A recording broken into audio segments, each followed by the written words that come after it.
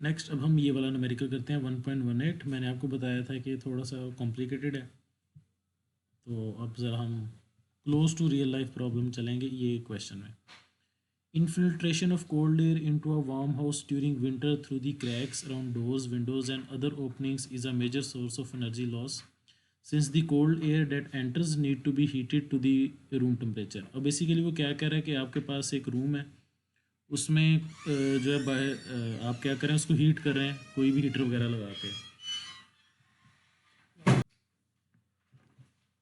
क्या बात करें कि एक आपके पास रूम है, उसको आप हीट कर रहे हैं, अब उसमें डोर, विंडोज़ और जो भी बाकी ओपनिंग है वहाँ से क्या हो रहा है, एनर्जी लॉस हो रही है, क्योंकि वहाँ से जो कोल्ड एयर है वो अंदर आ रही है आपके पास। तो इसको हम क्या कहते हैं, इनफिल्ट्रेशन। कि आपने एक रूम गर्म किया हुआ है और बाहर से कोल्ड एयर जो अंदर आ रही है, अब क्या होगा कि उस जो कोल्ड एयर बाहर से अंदर आई है उसको भी आपको हीटअप करना पड़ेगा, तो ये बेसिकली इनफिल्ट्रेशन होती है। और इसको हम कहते हैं ACH, air changes per hour. An ACH of 2 indicates that the entire air in the house is replaced twice every hour by the cold air outside। तो ये बेसिकली ACH2 का क्या मतलब है कि आपके पास रूम में जो एयर थी और उसकी वैल्यू 2 है, इसका मतलब है 1 घंटे में वो जितनी आपने हीट रूम के अंदर एंटर की थी वो सारी बाहर निकल गई है, और बाहर से सारी की सारी कोल्ड एयर अंदर आ गई है, अगर आपके पास ACH की वैल्यू 2 हो। ठीक है, कि इसका मतलब उसने यही लिखा है कि जितनी एयर थी अंदर जो आपने हीट की थी वो रिप्लेस हो गई है बाहर से कोल्ड एयर से। क्यों? क्योंकि आपके पास क्रैक्स और डोर से एयर आ रही थी। और न्यूमेरिकल आपका यहाँ से स्टार्ट होता है। क्या basically, consider an electrical house that has a floor space of 200 metre and height of 3। ये वही है, वैल्यूज तो सेम है हमारे पास। क्या चीज़ है हमारे पास, वही था आपके पास, आपने वॉल्यूम फाइंड करना था। वॉल्यूम का था floor space, floor space into height थी, तो हमने इसकी वैल्यू कैलकुलेट की थी 600 मीटर क्यूब। तो ये हमारे पास क्या है, वॉल्यूम आ गया। 800 मीटर एलिवेशन है।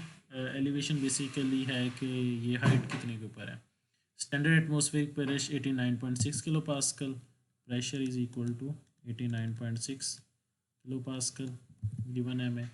The house is maintain at a temperature 22 degree centigrade. अब हीटर चल रहा है, हीटर ने क्या करना है, बेसिकली टेम्परेचर को मेंटेन करना है 22 डिग्री सेंटीग्रेड पे।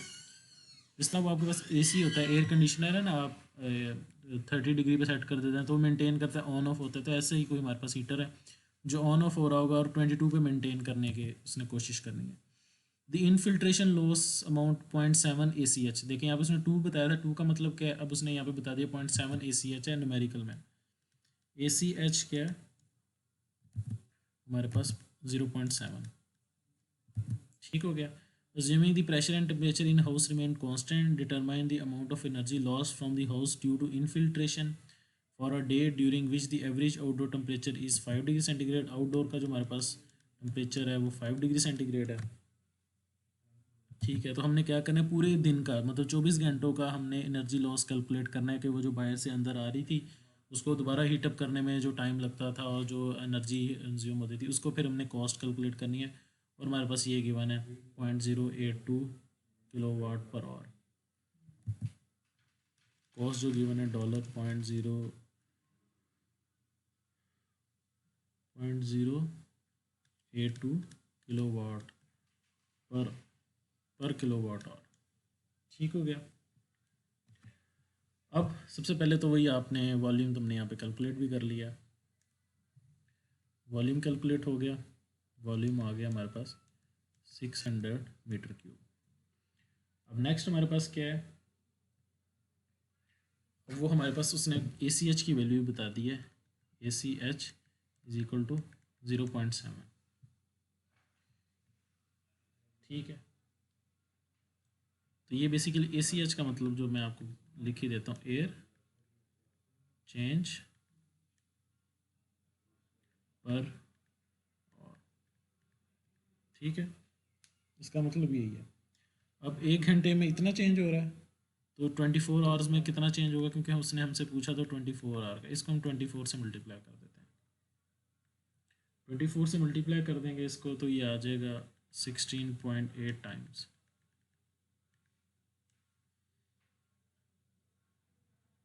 ठीक है, इसका क्या मतलब है कि 16.8 टाइम्स जो है वो आपकी 24 घंटे में पूरी की पूरी एयर जो है वो रिप्लेस हुई है। ठीक है,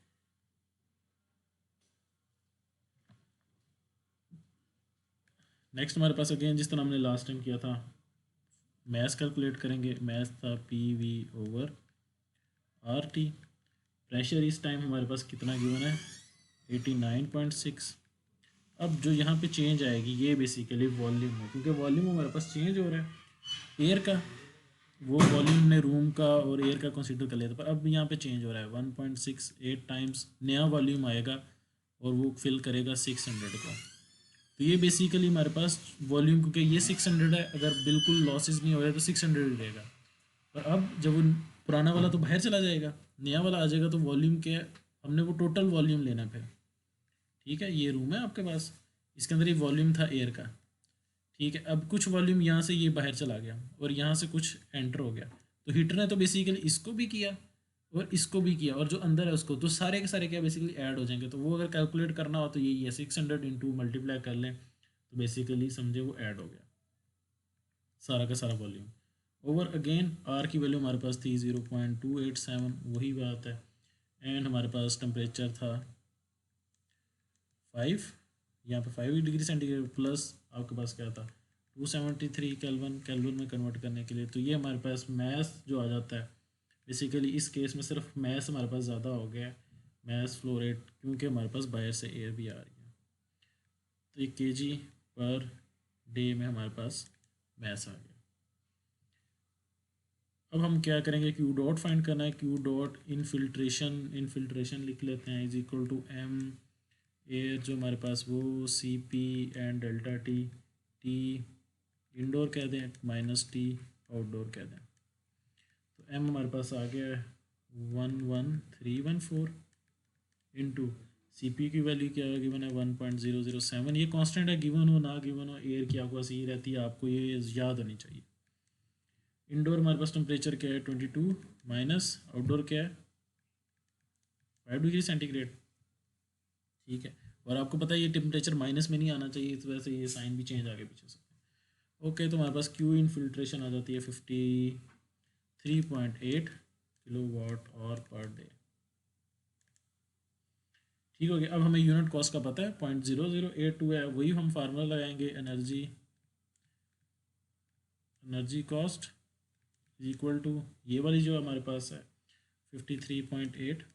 53.8 बेसिकली क्या चीज़ है हमारे पास, एनर्जी यूज्ड, और हमारे पास कॉस्ट कितनी है 0.082 पर किलोवाट और पर किलोवाट और। तो और ये भी किलोवाट आवर में है, ये भी किलोवाट आवर में है पर डे। तो पर डे का हमारे पास 4.41 पर डे डॉलर्स कॉस्ट आ जाती है।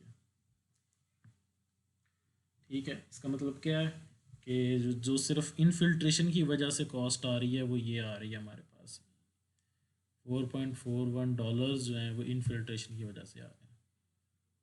ठीक है, इसमें मैंने वो डिवाइडेड बाय टाइम से नहीं किया, क्योंकि हमें पर डे का चाहिए था, पर आवर का हमारे पास पर डे का आ गया।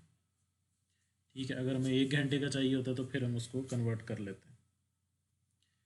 तो ये एक थोड़ा सा प्रॉब्लम ज़रा जिसमें रियल लाइफ में हम थोड़ा आए कि इनफिल्ट्रेशन वगैरह भी हो रही है और ये सारी चीज़ें भी हो रही हैं। तो ये एग्जांपल थी प्रॉब्लम थी 1.18।